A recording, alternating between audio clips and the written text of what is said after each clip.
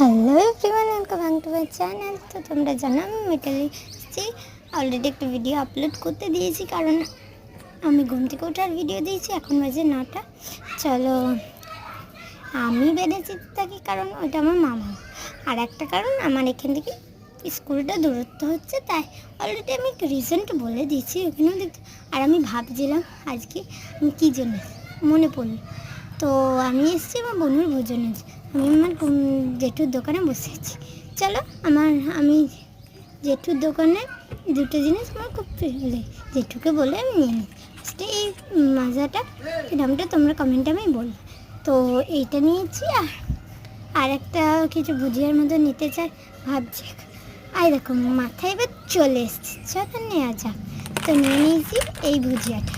তো খেয়ে পরে তোমাদের সাথে আবার দেখা হচ্ছে।